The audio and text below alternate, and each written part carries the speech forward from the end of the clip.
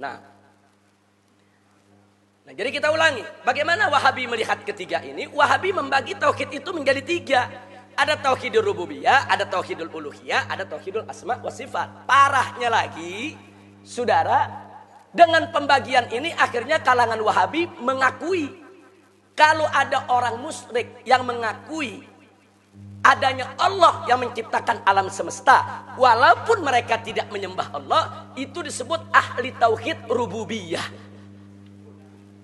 Ahli tauhid rububiyah, tapi tidak ahli tauhid uluhiyah. Ini yang ditolak oleh ahlus sunnah. Tolong digarisbawahi. Nah, karena kemarin saya lihat ada yang nyebar video ingin menanggapi apa yang saya sampaikan tentang trilogi tauhid. Nah, terus dia mengatakan bahwa di NU juga ada rububiyah, uluhiyah, asma dan sifat. Dalam surat Al-Fatihah juga ada rububiyah, uluhiyah, asma dan sifat. Dianggap saya ini nggak ngerti surat Al-Fatihah. Nah, nanti kita jelaskan saudara, nanti kita jawab. Jadi jangan dipelintir. Saya tidak menentang rububiyah, uluhiyah, asma dan sifat.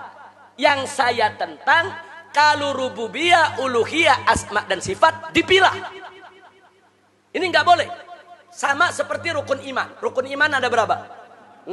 Ada iman kepada Allah, iman kepada Rasul, iman kepada malaikat, iman kepada yaitu Al-Quran, kitab-kitab suci dan seterusnya. Saudara, rukun iman walaupun disebut ada 6, tapi nggak boleh kita beriman kepada sebagian, tapi kita ingkari sebagian lainnya. Ada orang mengatakan saya beriman kepada Allah dan kepada Nabi Muhammad, tapi saya nggak beriman kepada Al-Quran. Boleh nggak disebut mukmin? Mungkin mukmin 2/6, karena dia terima 2, yang 4 dia tolak. Apa bisa disebut begitu? Nggak bisa, saudara. Kalau dia tidak menerima rukun iman secara utuh, nggak bisa dia disebut mukmin. Nah, begitu juga rukun Islam. Ada berapa? Ada 5. Yang pertama, pengucapan 2 kalimat syahadat. Yang kedua, menegakkan sholat. Kemudian masih ada lagi puasa Ramadan dan juga zakat serta haji. Terus ada orang masuk Islam. Dia katakan cukuplah saya membaca syahadat karena saya banyak duit, saya bayar zakat. Sholat gak wajib itu. Dia tolak kewajiban sholat. Apa boleh disebut muslim? Muslim 2/5? Nggak bisa, saudara. Dia nggak bisa disebut muslim kalau nggak menerima kelima-lima kewajiban daripada rukun Islam tadi, saudara. Soal kalau dia nggak sholat, itu urusan dia dosa. Tapi kalau dia mengingkari kewajiban sholat, saudara, ini bisa membatalkan keislamannya. Batal imannya kalau satu saja rukun tidak terima. Batal Islamnya kalau satu aja rukun Islam dia tidak terima. Begitu juga tauhid. Batal tauhidnya kalau satu. Berikut ini kajian lebih fokus pada persoalan akidah. Kita tahu di dalam pemahaman Syekh Muhammad bin Abdul Wahhab yang ditulis di dalam kitabnya mengadopsi perkataan Ibnu Taimiyah. Dan tentu hampir sama halnya dengan yang ditulis oleh Ibnu Taimiyah. Jika dibaca di dalam tafsir Ibnu Katsir juga hampir sama gitu.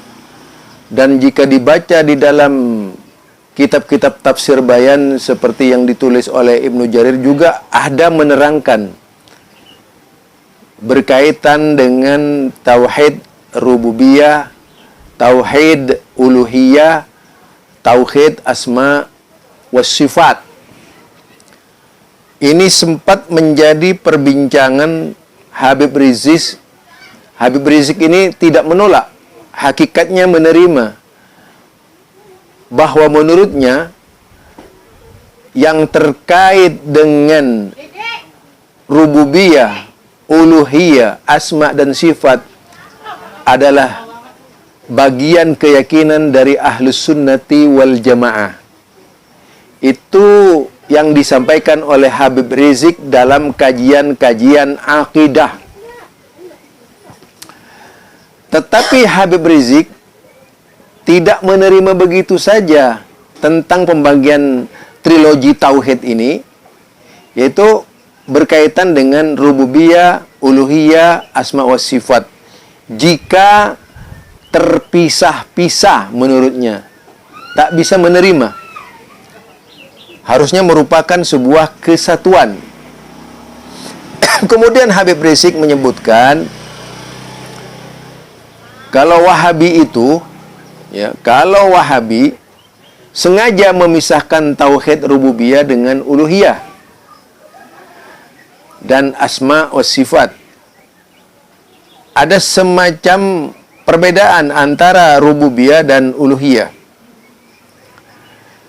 Padahal kalau dicermati dalam berbagai karya para ulama, memang ulama membedakan juga, pengertiannya juga beda. Penggunaan bahasa antara ilahi, alaha, dengan rabbun, kemudian arbaban, itu juga berbeda, dalam definisinya berbeda-beda gitu. Tetapi kalau sudah berkaitan dengan ilahi, maka yang dimaksud itu adalah sesembahan. Itu ilahi, beda dengan Rob. Dalam bahasa Arab, Rob itu bisa seperti Rabbi Yahudi dan sebagainya. Itu juga menjadi salah satu bentuk definisi. Sehingga kita kenal istilah murabbi. Itu misalnya yang biasa dipakai oleh murabbi-murabbi dalam berbagai macam kajian-kajian tauhid, juga bimbingan-bimbingan akidah dan lain-lainnya, yang persoalan fikih dan sebagainya. Nah, itu kalau kata dari Rabbun tadi. Sekarang mari kita bahas, kalau sebagaimana yang digambarkan oleh Habib Rizik misalnya tentang tauhid yang diasaskan kepada man khalaqas samawati wal ardh, siapa yang menciptakan langit dan bumi, fayaquluna Allah, mereka pasti menjawab Allah yang menciptakan. Ada lagi fayaqulanna Allah, pasti jawaban mereka adalah Allah. Nah, ini dalam pengertian Syekh Muhammad bin Abdul Wahab, dalam pengertian Ibnu Taimiyah, dalam pengertian juga Aqidah At-Tahawi kalau dibahas di situ, di syarahnya ya, itu pasti sama. Ya. Kalaupun kita menarik pengertian dari misalnya dari kitab Tafsir Bayan, menarik pengertian dari kitab Tafsir Ibnu Katsir atau tafsir-tafsir lainnya yang membentangkan bahasa rububiyah, uluhiyah, asma wa sifat, itu pengertiannya sama. Bahwa yang dimaksud oleh man khalaqas samawati wal ard, lalu orang-orang musyrikin menjawab, memang tidak ada seorang pun musyrikin, ya. Itu perlu diteliti semua sejarah itu. Habib Rizik itu perlu meneliti semua sejarah. Jadi tidak ada seorang pun dari kaum musyrikin dari zaman dahulu sampai zaman sekarang kalau yang menciptakan alam semesta itu adalah berhala. Jadi itu tidak ada. Memang persoalannya sejak dahulu adalah persoalan i'tiqadiyah, persoalan keyakinan. Ya, man khalaqas samawati wal ard, itu diterima mutlak oleh mereka. Jadi secara mutlak mereka menerima itu. Kemudian mereka tidak bisa menerima tauhid uluhiyah, ya, karena berbeda dengan tauhid rububiyah tadi. Tauhid uluhiyah ini berkaitan dengan sesembahan, berkaitan dengan ubudiyah, bahwa dalam beribadah kepada Allah Subhanahu wa taala, ya, dalam beribadah kepada Allah Subhanahu wa taala itu harus tidak ada tandingannya dan diyakini sepenuhnya kalau Allah Subhanahu wa taala memang tujuan ibadah, kalau Allah Subhanahu wa taala tujuan sesembahan. Ini yang nggak bisa diterima oleh kaum musyrikin. Ketika Allah dipatok sebagai sesembahan, ketika Allah dimaknai sebagai sesembahan belaka, tidak menggunakan berhala atau perantara, ya, atau perantara, bahwa yaitu Allah Subhanahu wa taala semata, maka tidak diterima oleh orang-orang musyrikin. Itu sudah dikenal dalam sejarah. Tidak ada seorang pun dari kaum musyrikin yang memerangi Islam di saat itu punya keyakinan bahwa mereka itu tidak percaya kepada Allah. Mereka percaya. Sebagai contoh, ada banyak orang musyrikin yang bernama Abdullah. Banyak sekali itu namanya Abdullah di zaman sebelum Nabi Muhammad. Jadi kalau kita lihat banyak sekali orang yang bernama Abdullah sebelum Nabi Muhammad sallallahu alaihi wasallam dari kalangan musyrikin. Sampai Nabi Muhammad lahir, sampai Nabi Muhammad jadi nabi, tidak sedikit yang bernama Abdullah, hamba Allah. Jadi nama Abdullah itu bukan hanya dikenal di zaman Nabi Muhammad sallallahu alaihi wasallam, tapi sudah dikenal di zaman kaum musyrikin, dan mereka rata-rata musyrikin. Itu artinya mereka sangat percaya kalau mereka itu adalah hambanya Allah, ciptaannya Allah. Itu pembuktian ya. Hanya yang membedakan mereka dengan kaum muslimin, kaum mukminin itu, mereka sangat meyakini Allah sebagai pencipta. Mereka sangat meyakini Allah sebagai pencipta, tetapi mereka tidak meyakini Allah di dalam masalah uluhiyah. Ketika beribadah kepada Allah harus pakai perantara. Inilah yang kemudian muncul persoalan di tengah-tengah umat. Sebenarnya tidak dipisahkan sama sekali oleh Syekh Muhammad bin Abdul Wahab dan pengikut-pengikutnya. Tak pernah terpisahkan itu. Yang muncul ke tengah-tengah umat adalah bahwa Allah Subhanahu wa taala itu tidak diterima oleh kaum musyrikin di dalam peribadannya semata kalau tidak melalui perantara media. Entah mengapa mereka harus pakai media.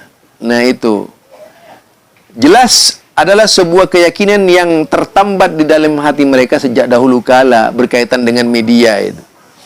Tidak perlu diulas panjang lebar sampai kepada media-media sekarang atau wasilah-wasilah sekarang. Lain lagi nanti itu permasalahannya.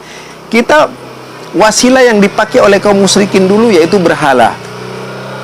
Lalu Allah menurunkan kalau mereka itu disebut musyrikin. Dari musyrikin saja nyata sekali kalau mereka itu mensyirikatkan Allah di dalam beribadah.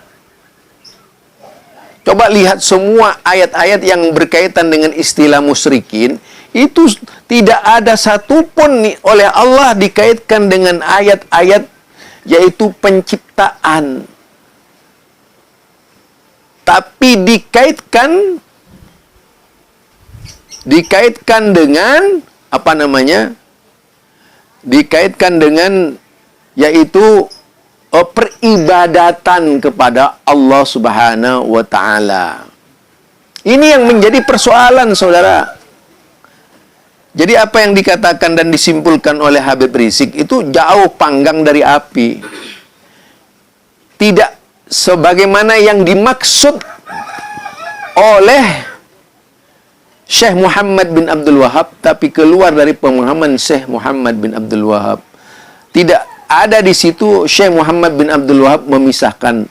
Tetapi ketika secara rububiyah itu diterima, menjadi cedera keyakinan kepada rububiyah karena mereka secara uluhiyah tidak bisa menerima Allah Subhanahu wa taala semata.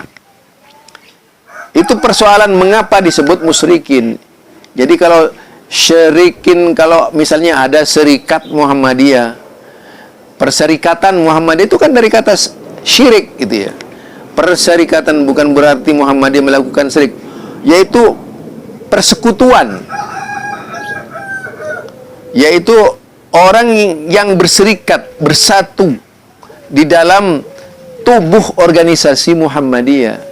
Nah, kalau musyrikin itu menyatukan Allah dengan benda lain sebagai sesembahan,